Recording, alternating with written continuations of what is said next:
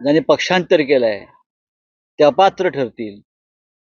बेकायदेशीर घटनाबाह्य सरकारला सुप्रीम कोर्ट दणका देईल, पण अपेक्षा या देशामध्ये न्यायाच्या बाबतीत ठेवता येत नाही. आजच सर्वोच्च न्यायालयाचे माजी न्यायाधीश न्यायमूर्ती मदन लोकूर यांनी सांगितलेलं आहे, या देशाचं सुप्रीम कोर्ट असेल, हायकोर्ट असेल, हे सरकारच्या दबावाखाली. हे कोण सांगताय? न्यायमूर्ती मदन लोकूर, जस्टिस मदन लोकूर, ज्यांनी अनेक वर्ष उच्च न्यायालयात आणि सुप्रीम कोर्टामध्ये न्यायाधीश पदावर काम केलं, अत्यंत वरिष्ठ न्यायाधीश. ते म्हणतायत की आमची न्यायव्यवस्था अगदी सुप्रीम कोर्ट पासून ही सरकारच्या दबावाखाली आणि त्यानुसार निर्णय घेते. अशा वेळेला जेव्हा एक न्यायमूर्ती जे सांगतोय आणि न्यायमूर्ती लोकूर हे इतर न्यायमूर्ती पण रिटायर झाल्यावरती बोलणारे नाही आहेत, ते जेव्हा त्यांच्या पदावर होते तेव्हाही त्यांनी पत्रकार परिषद घेऊन, जे 4 न्यायमूर्ती होते ज्याने मुख्य न्यायाधीशाविरुद्ध पत्रकार परिषद घेतली होती, त्यात मदन लोकूर होते. बेडरपणे काम करणारा माणूस. त्यांनी सांगितलं न्याय मिळत नाही, न्यायासाठी दबाव येतो निकालासाठी, तर आम्हाला काय न्याय मिळणार. आणि म्हणूनच चंद्रचूड साहेबांनी जे काय 3 वर्ष मैदानावर खेळत राहिले, बॉल घासत राहिले बरं का, आणि विकेट घेतलीच नाही, ते त्यामुळे. बोला. राऊत साहेब, एक दुसरा विषय आहे की धनंजय मुंडेंच्या राजकीय भवितव्याचा आज फैसला होण्याची शक्यता आहे. सामाजिक कार्यकर्त्या अंजली दमानिया यांनी काल अजित पवारांची भेट घेतली.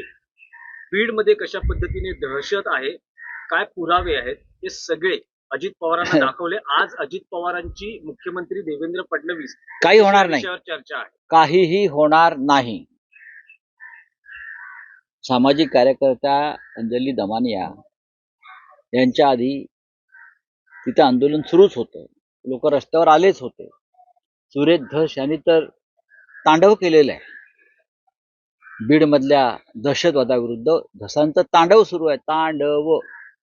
आणि त्या तांडवाला शासकीय आशीर्वाद असल्याशिवाय तांडव होऊ शकत नाही. तरी आज मिस्टर कराड हे इस्पितळात आहेत. त्यांचं कुठे काय दुखतंय मला माहित नाही, पण ते इस्पितळात आहे. त्यांच्यासाठी इस्पितळाचा एक मजला रिकामा केलेला आहे. इतर अनेक सोयी सवलती त्यांना मिळत आहेत.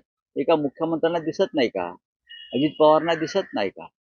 आणि हे सगळं धनंजय मुंडे यांच्या मार्गदर्शनाखाली सुरू आहे असं सुरेश धस सांगतायत, जे भाजपचे आमदार आहेत. आणि अंजली दमानिया यांचाही भाजपचाच संबंध आहे किंवा संघ परिवाराशी असेल फार तर. त्याच्यामुळे काय होईल आज फैसला यात पडू नका. काहीच फैसला होणार नाही. काही दिवसांनी वाल्मिक कराड हे राजकारणात येतील आणि ते भाजपच्याच गटामध्ये बसलेले असतील. कोण कोण सरकार पक्षाचे आमदार आहेत, त्यांच्याकडे पक्की माहिती आहे.